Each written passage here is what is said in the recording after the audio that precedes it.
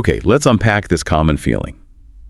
You understand English, maybe perfectly when you read or listen, but then, the moment arrives when you need to actually speak. And maybe you freeze up. Yeah, that freezing moment. Or feeling really shy, nervous, especially maybe with native speakers. Exactly. Or you're constantly worried, thinking about mistakes, or if your accent sounds right. Right. If any of that sounds familiar to you listening, well, you are definitely not alone. Not at all. It's incredibly common. We see this with so many learners, even people with, pretty advanced English skills. And what's really interesting about the sources we're looking at today is how they tackle that head on.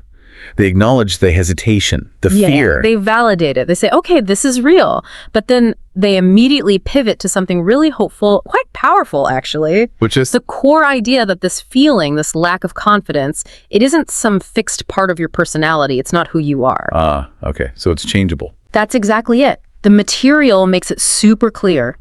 Confidence in speaking English, it can be learned. It's framed as a skill, not some magic trait you either have or you don't. Like learning an instrument or a sport. Precisely. And like any skill, you can train for it. You can train your brain, train your mouth, your tongue to actually speak without getting all tangled up in that fear. Okay, so that really sets the stage for our deep dive today then. We're going to explore this material you've provided, specifically on building that English-speaking confidence. Right. Breaking through the shyness, the hesitation, the fear of slip-ups. So you can move towards speaking English more boldly, clearly, and, just more naturally. Exactly. And the sources are really good about defining terms right at the start. They clarify what confidence isn't. Which is important. So what's it not? Well, it's definitely not having perfect, flawless grammar all the time. Okay, that's a relief for many, I bet. Right. And it's not about having a native accent either. That's a big one people worry about. And it's certainly not about knowing every single word in English. That's just unrealistic. So if it's not those things, what is confidence, according to this material? It really boils down to being able to express your thoughts, your ideas, who you are effectively. Even if you, stumble sometimes or make mistakes along the way. Okay. It's about speaking without that crippling fear of judgment. Basically feeling comfortable actually using English in real life. That makes sense. It reminds me of that analogy they used about a child learning to speak your first language. Oh, yeah, that's a great one. They just talk. They don't worry about grammar rules or sounding silly. Right. They just try things out, experiment, learn by doing. No embarrassment, no overthinking. Exactly. And the sources suggest we can actually tap into that same spirit when learning to speak English. So if confidence is a skill we can build, why do so many learners lose it or struggle to find it in the first place? Yeah, the material dives right into those common challenges. And what's effective is they pair each challenge immediately with a strategy. Okay, let's walk through some of those pairings. What's a big one? Well, a huge one is the fear of making mistakes. We mentioned it already. Right. So what's the strategy? It's a mindset shift. See mistakes not as failures, but as proof you're learning, proof you're trying. So the advice is just speak anyway. Speak anyway. Exactly. Don't let the fear of a mistake stop you from making progress. Okay. What's another common challenge they mention? Worrying about your accent not being native. Yes. The accent anxiety. Totally. And the counter strategy. Own your accent. See it as part of your identity, your story. It shows you speak more than one language, which is amazing. What a really positive framing. What about the fear that people just won't understand you? The advice there is very practical. Yeah. Focus on clarity, not perfection. Meaning? Use simple words well. Use clear, maybe shorter sentences. You don't need complex language to be understood. Just be clear. Got it. Then there's that feeling, I'm not fluent yet, so I can't speak. The fluency trap. The material flips that completely. Fluency isn't something you achieve before you speak. Fluency grows because you speak. So you speak to become fluent. You don't wait. Exactly. It's the practice itself that builds fluency. And what about feeling judged? That people are listening just to catch your errors. The shift there is realizing most people, they're actually impressed. They admire the effort it takes to speak another language. They're usually not scrutinizing you. That's probably true most of the time. So if you tie all these points together, the big message is really clear. Which is? Speaking confidence and fluency itself comes from doing, from using the language, not from waiting until you feel perfect. The more you speak, the better and more confident you get. It's a cycle. A positive feedback loop, yeah. Practice builds confidence. Confidence encourages more practice. Okay, this is starting to get really practical now. The sources then lay out these 5 foundations of confident English speaking. Yes, these are presented as the core pillars, the things you really need to build on. All right, let's break them down. Foundation number 1. Mindset over mistakes. This is all about the internal game, your thoughts, that voice inside your head. How you talk to yourself about your English. Precisely. If that inner voice is always critical, always fearful, well, that's going to come out when you try to speak. You'll hesitate. So the idea is to actively change that internal dialogue. Yes. And they give concrete tools for it, specifically using positive confidence mantras, repeating them daily. Like affirmations. Can you give some examples from the material? Sure. Things like, I don't have to be perfect, I just need to be understood. That's a big one. Okay. Or, every mistake is a step toward fluency. Reframing errors positively. I like that. Also, I'm proud to be bilingual or multilingual, owning it and reminding yourself, people are not judging me, they're listening. And repeating these helps build genuine self-belief over time. That's the idea. Confidence grows with that consistent self-affirmation. Okay, makes sense. Foundation number 2. Muscle memory. Speak daily, even alone. This highlights the physical aspect of speaking. Right. It's not just mental. Your mouth, tongue, vocal cords, they need practice too. Exactly. It's like training muscles for anything else. You need that coordination, that physical readiness. So how do you build that muscle memory for speaking? The sources list several specific techniques. Reading aloud every day, even just for 5 or 10 minutes, that helps a lot. Okay. Using shadowing, where you listen to a speaker and repeat immediately after them, trying to match their rhythm and intonation. Yeah. Shadowing. Recording your own voice. Maybe start small, just a few sentences, then listen back. And using speech-to-text tools, like on your phone. Oh, that's clever. Instant feedback without judgment. Right. And the key here is consistency. Even just 10 minutes daily makes a real difference over time. All right. Foundation 3. Real-life simulation. This bridges the gap between practicing alone and actually speaking to people.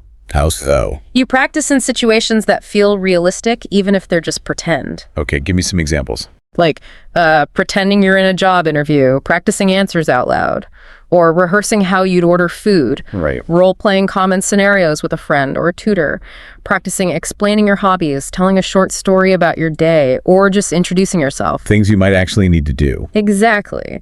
And they even mention using AI tools like chatbots with voice features to simulate conversations. That's a very modern, accessible way to do it. Interesting. Okay. Foundation 4. This one's important. Fluency accuracy.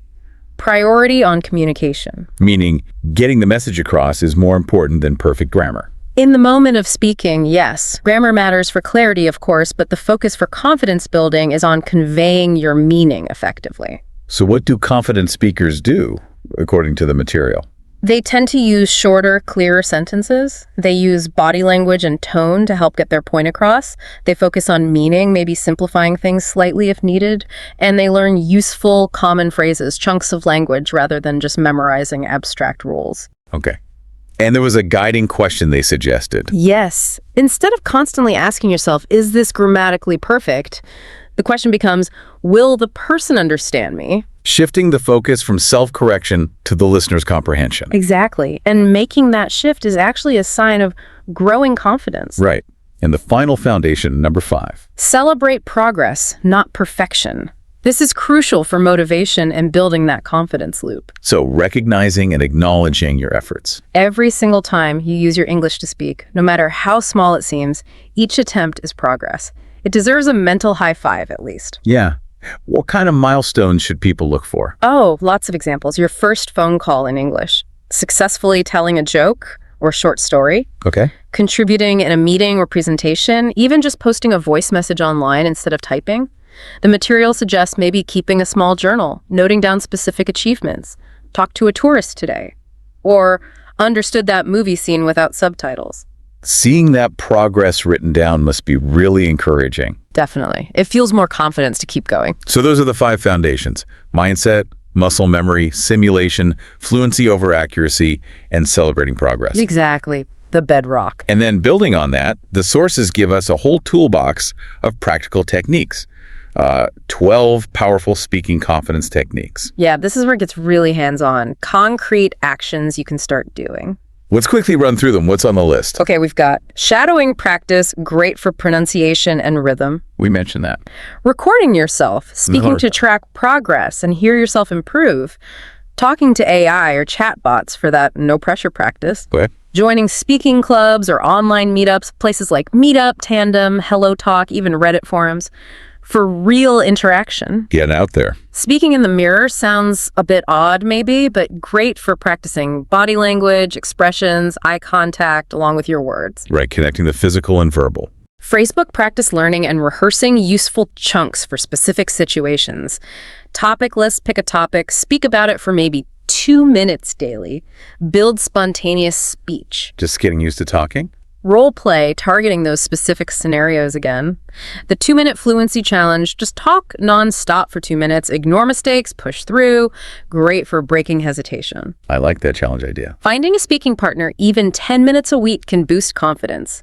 Using real materials like TV, movies, TED Talks, repeat lines, speak along, retell the story. Immersing yourself. And finally, confidence visualization.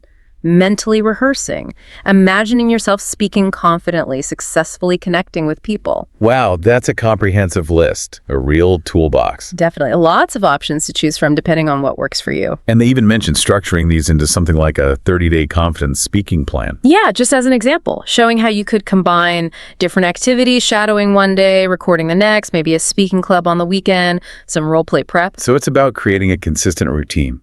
Exactly. Daily commitment, tailored to your own level and goals. It shows how these techniques all work together to build those foundations we talked about. Okay, so pulling all this together, what's the big takeaway for someone listening who really wants to boost their speaking confidence? The main message, the really empowering one, is you absolutely can do this. You can become a more confident English speaker. And you don't have to wait. You don't need to reach some imaginary ready point first. Right. Let's recap what the sources say you don't need. You don't need perfect grammar. You don't need a native accent. You don't need a massive vocabulary. And what do you need, according to this material? You need that consistent, ideally daily speaking practice, exposure to real English being spoken. You need the courage to just start to use the English you already have, even if it feels imperfect. And you need to cultivate that belief in your own progress. Celebrate those small wins. Because every time you speak, you're getting better. Every single time. Whether it's ordering coffee, practicing alone, joining a call, you're building the muscle, building the mindset. You're becoming braver, clearer. And more fluent. It all connects. One word, one sentence, one conversation at a time. The sources really emphasize that the potential is already inside you, right? It's about unlocking it. Exactly. It's not about finding something external. It's about letting out what's already there. Okay, so to wrap up this deep dive, maybe a final thought for our listeners to consider. Well, think about that list of 12 techniques we went through. From shadowing to talking to AI, speaking in the mirror, joining a club. Which one of those feels maybe the most challenging for you? Or perhaps, which one feels the most intriguing or exciting to try first? And then consider this. What if just picking one of those things, taking one small concrete action today, what if that could start to unlock a level of confidence you didn't think was possible just by, thinking about it?